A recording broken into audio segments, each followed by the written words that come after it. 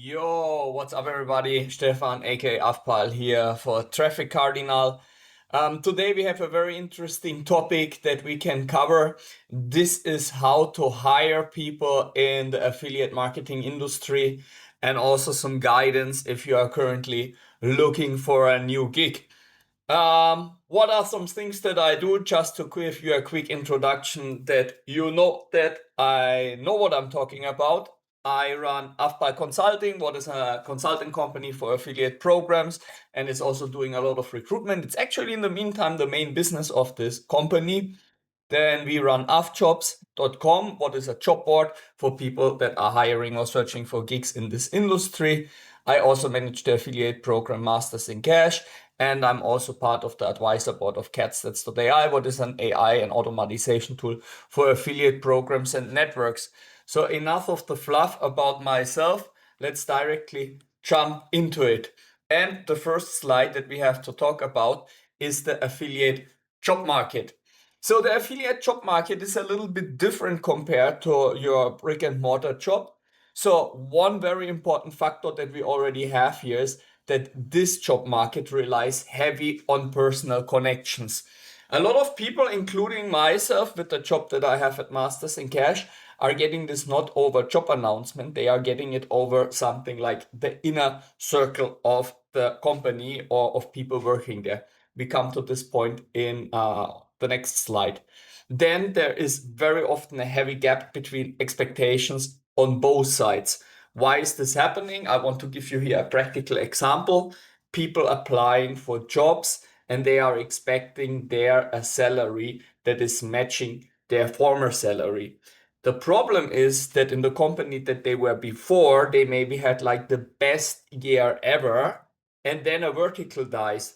Think, for example, about mobile content in 2016. Think about sweepstakes last year and so on. This is all stuff that is still making money, but people are maybe not getting the bonuses like before. And because of that, they are maybe even on a different lookout for a job, or the company cannot afford them anymore. But they come with these expectations from the old job where they had the highest ever. On the other side, a lot of companies, they were relying on people that are working from countries that are not that well paid, and they expect everybody in the company to work for a similar amount of money. So these two worlds collide here more often than in other fields, and this makes things very critical when you are speaking about the hiring already from the salary expectations. Another problem that you have is for many jobs, there are no educational standards. Yes, there are some Google certifications also for media buyers, but in general, there is not something like an international accepted media buying standard for certain things. There is not something like an affiliate manager certificate that is worldwide accepted. Yes, there are private companies that are offering these kind of things, but it's not something that is really like established. There is also a bigger dynamic in this field. You have a lot of job hoppers. People join a job, people leave after 3-4 months. And on the other side, you have a lot of companies that are acting in the same way. They hire fast and they fire even faster. Especially with affiliate managers, it's often that companies want to just get some talents in, milk their pool of candidates, and then send them on their way. What is usually a very stupid strategy, because usually if you are an established program or network, you have the best affiliates already registered there, and just somebody of your workers has to reach out and activate them. You don't need somebody new there. Another dynamic that we see is that top talents create their own companies. You will see very often people stay in companies for many years and then they create practically a competitor to where they were working before. And on the other side, you have also the other way around, that company owners become candidates. We see this a lot with media buyers at the moment. Media buying is not as easy as it was. So you have people that had like media buying teams, 2-3 people, then one big advertiser is not paying. There is a change in their traffic source. They cannot maintain it anymore and they become employees. So, or like, let's say freelancers for a bigger company. So this is practically the dynamic that you see in the affiliate job market. And now we look directly in ways how a company can find new candidates. And everything of these methods has their advantages and their disadvantages. If you are looking for juniors, for example, and you want to hire a lot of people, the assessment center is, in my opinion, the best way. That's something that I did before, and it's fantastic. You are inviting the best people that you find with the CVs for 1 day incentive. This is also, of course, only possible if you are working on site and if it's like a hub, for example, Amsterdam, Berlin, Cyprus, these kind of cities that have a lot of traction of online marketing talents or people that you can put into this talent pool, let's say it like this, that are interested in that. And you are not making individual interviews. You let them do group works and so on. And then you have like a very nice overview who you want to hire and who not. It's a little bit of preparation. It's also not that cheap, but it's, in my opinion, if you hire somebody outside of the industry, the best way to find somebody. And for example, Juliana, the girl that is owning the TikTok meetup, she was hired from me back in the days over an assessment center. And now, 11 years later, she's an absolute big mover and shaker in this industry. So yeah, turns out a really well way. Then you have the circle of trust. This is what we had also in the beginning. The circle of trust is practically the people that you are knowing yourself. An affiliate manager that you worked with, a media buyer that was sending you great traffic, these kind of things, people that you know that you can work with in a very good way. It's a very, very common way to hire in this industry. Then you have, of course, referrals.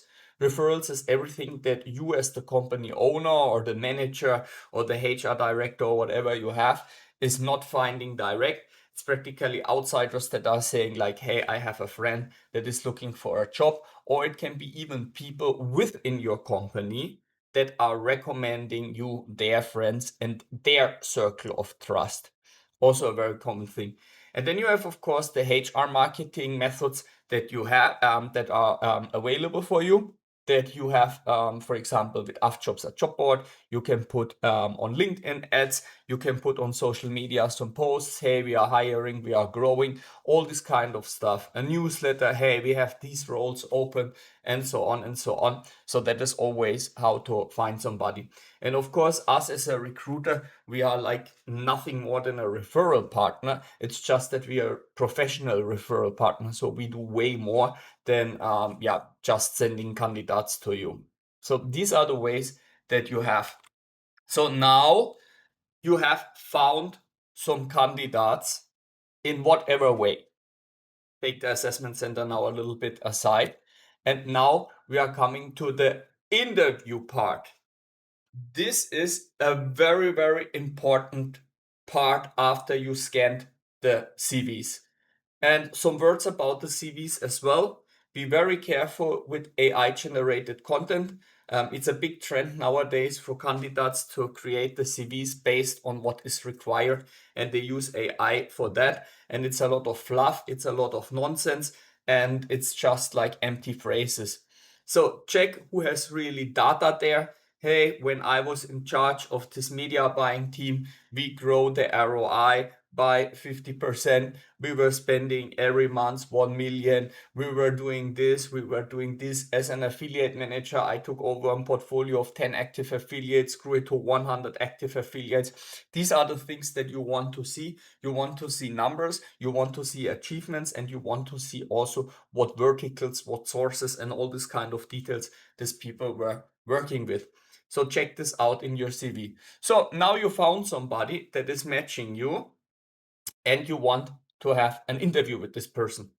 So the first thing is to find out what this candidate really wants.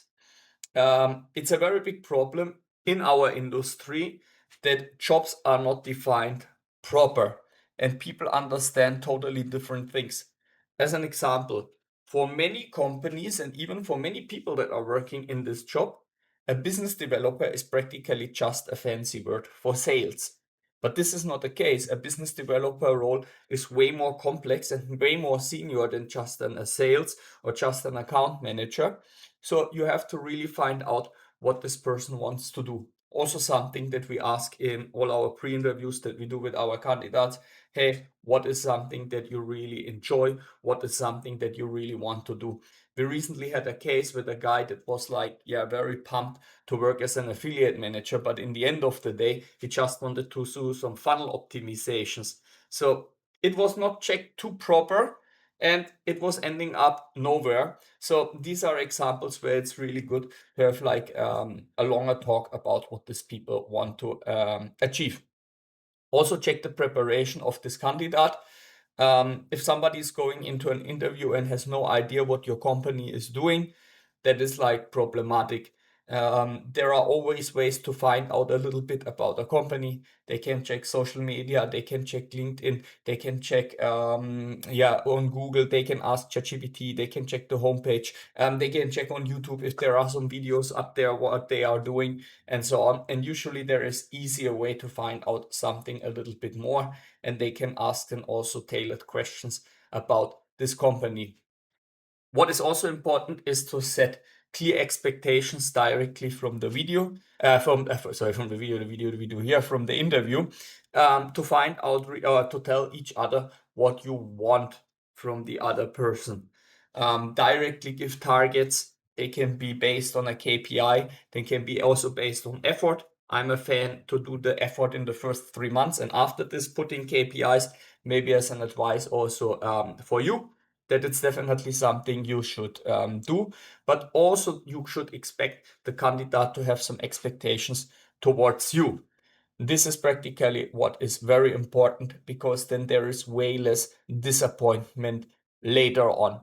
And don't make here any tricks. Really be honest and share what you expect. If you say, hey, we want you to onboard 20 new networks within the first month, you really have to tell them and not say like, yeah, we expect from you to onboard networks. Really give them a number. People like to achieve numbers and not like some abstract targets. To help you later on with the onboarding, it's also good to check the knowledge of tools and VOV. VOV stands for ways of working. In that way, it's easier for you to put a candidate into the company. Usually with the tools that we are having in this industry, if they understand one tool, it's very easy to adapt also to another tool. So if somebody was working with Everflow in their old company and you are using, for example, Traffic Manager, it's not such a hard transfer, but check with what tools they were working in the past. And what is always giving you a nice indication about a candidate and how they would fit you is to check out why they are leaving the old company. Especially if you have somebody that is just having blames, maybe not on one company, but on 3 companies, being a job hopper, this is definitely a red flag. Some people just have bad luck, but in general, if somebody is job hopping and just blaming the old company, it's like a red flag. Good things when somebody is leaving the company is when they have outgrown it. So they will tell you this then in the expectations, what role they want to achieve on a long term. If the vertical is changing and its regulations, then there's maybe nothing you can do about. These are things that are helping you to find out what is like a good candidate and what is a bad candidate. So now you found the right person, and now it's about the onboarding of this new person. So, and this is now a very important thing where you directly can save money and time. The first thing is to set up everything for the start before the start. What does that mean? There is no reason in the world why your IT should send over the laptop, set up email addresses, give access to the tools that are used, and so on after this person starts. You maybe don't have to share the access, but all these systems and all these tools need something like a setup time. And this is something you should do directly, because there is no reason why a candidate or a new person that just joined your company should wait to start when they are eager. You pay them already when it's just all depending on your IT. So give them all these tools and all these accesses that they are in need of. When they start, give them a really detailed introduction into the company, into the vertical, and into the market, especially if they are not that familiar with that yet, so they know what they have to be prepared for. Share guidelines about the companies. As an example, how to behave on conferences. There are companies out there, they are not allowing their people to have a drink during the day. So these kind of things have to be shared. How much room you have to negotiate payouts, and all these kind of things have to be shared directly before this person is starting its work. What I like to do with my people as well is a SWOT: strength, weakness, opportunity, and threat of a company. This is practically a matrix where you show like what are your strengths internal from the company, what are the weaknesses of the companies, that's also internal, what are the opportunities. This is stuff that is more influenced from outside, and what are threats to the company, that are also some risks that the company has, so they are prepared for all the things, not only for the good things. Give access to a wiki if you have that. I mean, I know company that has hundreds of entries in their wikis for new candidates, so they can cut the time that somebody has to invest into training them, because they can read everything there. But of course, you have to provide training on the tools and platforms that you are using. And what you have to do is to make this person shadow somebody. Shadowing is something that I really like to do, especially with affiliate managers. So you just throw them in the chats with people that they will take over sooner or later to manage. A more experienced person will take care of all the management of these accounts. The new person can see what is happening there, and then with the time take over more and more responsibility. What is important at the shadowing is not only to be in these groups, but also make, after there is something discussed with a partner, a discussion why certain things were done in a certain way. And as the final part of the onboarding is the announcement of the new team member. You have to tell the people that are in the company, you have to introduce them, so that nobody gets out of the blue email like, hey, we need this or that, and they don't even know who that person is. And what I think is always charming is to introduce the new person also to the people outside there. So make a newsletter, make a social post. We welcome blah, blah, blah, blah, blah to our company in the new role of blah, blah, blah, blah, blah, blah, blah. Nobody's really announcing publicly when somebody is leaving. So you only announce the new hire. So it always looks also like the company is healthy and is onboarding new talents. So very positive marketing. So this is it practically from the company side of the business when it comes to the job market. Now we are looking also at the candidates. And the first thing is what they have to do to make a CV or a resume, how it's called in the United States, better to stand out and to increase the chances to be hired. So the first thing I recommend is to add Telegram on their CV. This is something that I see maybe by nature only in 10% of the candidates that are providing us a CV. In some cases, they don't even have contact details. Because let's face it, the best candidates, they come always from the inner circle and referrals, or at least that was for them maybe in the past like this. So they are not used to make a CV or a resume. They don't think about these things. So at Telegram there, I can tell you from own experience, around 80% of the interviews that we are scheduling over Afpal HR are done over Telegram. If there is no Telegram, very bad. Add this. Add a location as well.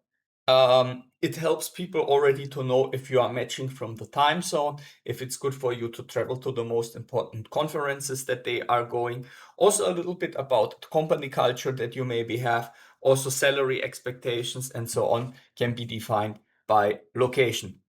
When you make the CV, focus on the last year or the last years that are really relevant for the job itself. Very often we get CVs that says like 2008 till 2010. I was a volunteer for this and that. I was working in a restaurant and I was managing that cash register and all this kind of stuff. And they write about these old jobs 15, 20 years ago that they were doing as a student or even before that time. That is not helping to make a decision there. So yes, listed restaurant. You don't even have to move or put all these points. You can write, for example, restaurant manager 2008 to 2010. And then step by step, you build it up and you are more and more detailed, the more it is relevant for the roles that you are in general applying for. And of course, also for what you were doing in the past that is relevant to your vertical and to your job. So that is what you have to focus on. Then also make maximum 2 pages. The longest CV I think I had was 8 or 9 pages. Nobody wants to read that. People don't have time for that. If you can put it on one page, even better. What is very important if you have a second page is that you don't have some breaks in between some parts. So we have people that are even interrupting the sentence where they say like, I was in charge of 1 million euros per month media buying, and then comes a completely new page, budget running Nutra offers on Google. So this is definitely looking sloppy. Avoid that. Cut something, move to another page completely with this part. Then it looks everything like well arranged. What was already mentioned before, list achievements, especially with numbers. That is something that is really measurable.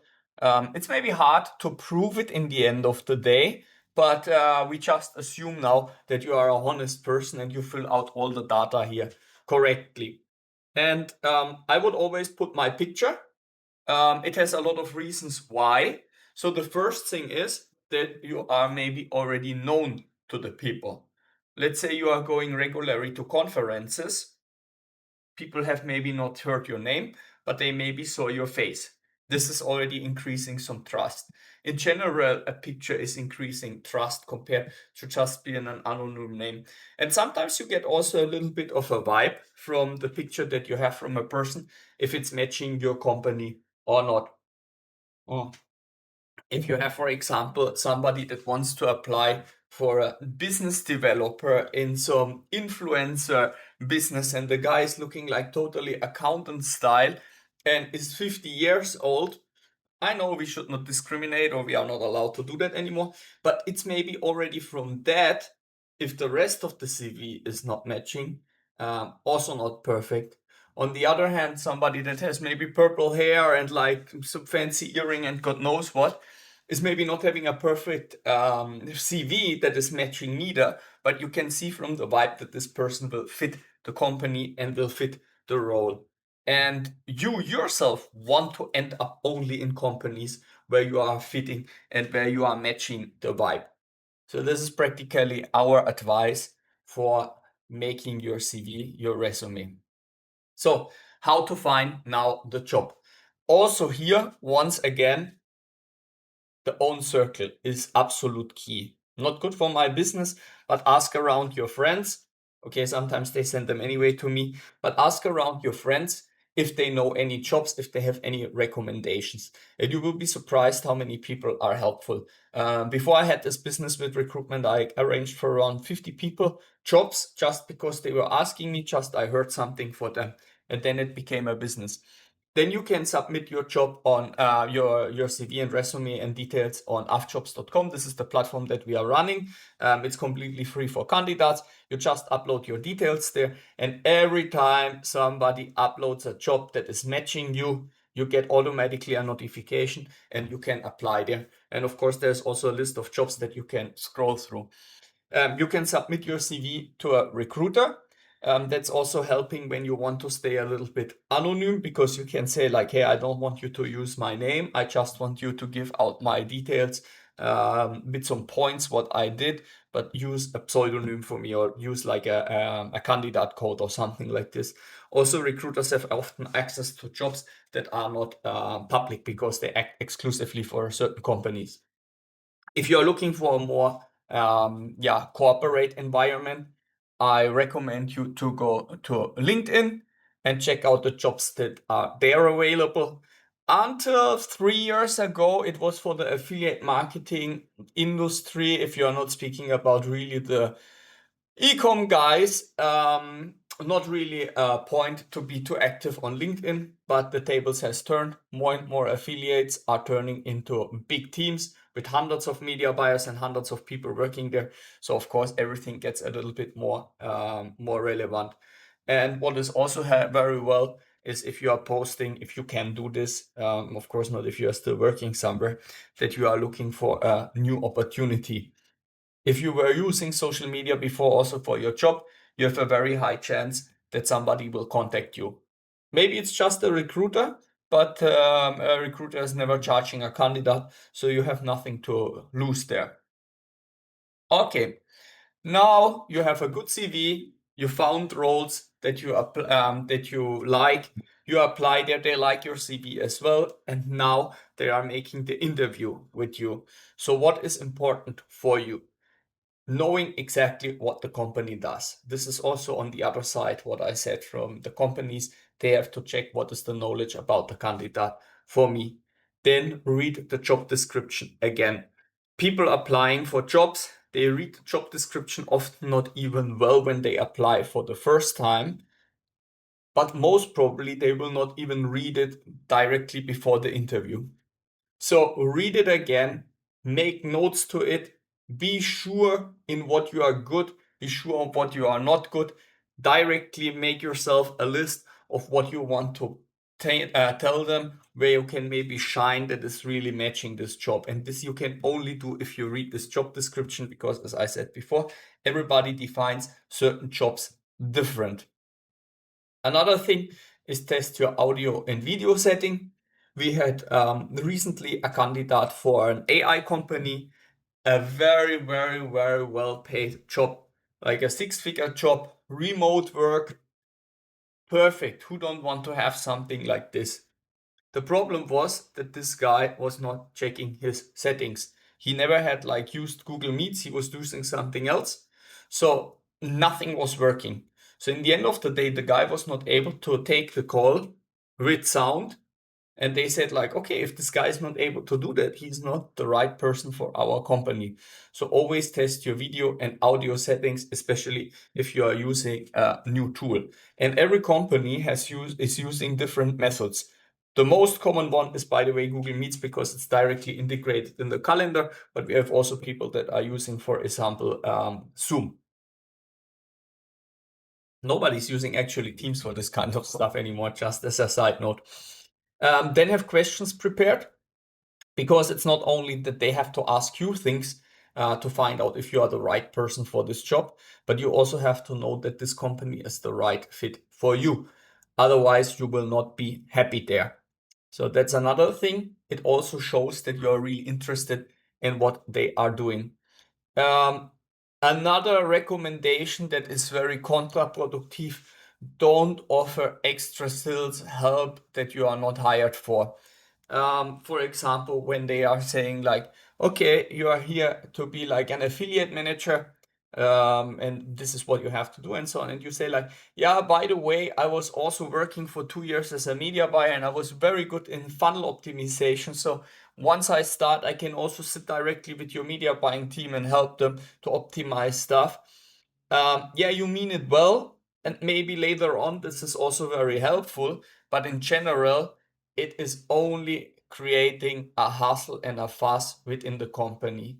They have a job with a certain job description because this is the thing they need at the moment the most. So don't offer something that is taking away focus from the key things that you should do there. Very important, and this is something that people do so often wrong, that they want to overshine, that they want to overcompensate. Maybe they are using this kind of extra skills because they are lacking in something that is really a very big part of the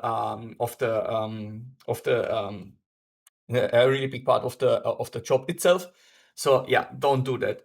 And also what I recommend is to be flexible with the salary and don't insist on the maximum that is put on the job offer. Why? Companies are giving a range that they are willing to pay. And the biggest range I saw was from the fixed salary, $1,000 to $4,000 for an affiliate manager. And that's quite a lot. That's 4 times more. So if you insist on this 4,000 and you are not qualified for that, they will never consider you. If you are okay to work maybe for half of this price, because this is what you are worth for this role, they consider you even if they have maybe other better candidates. Let me explain you this a little bit different. From our own example, we need at the moment a dating affiliate manager that is based in the Netherlands and speaks Dutch. And we offer for this between 3,000 and 5,000 euros per month.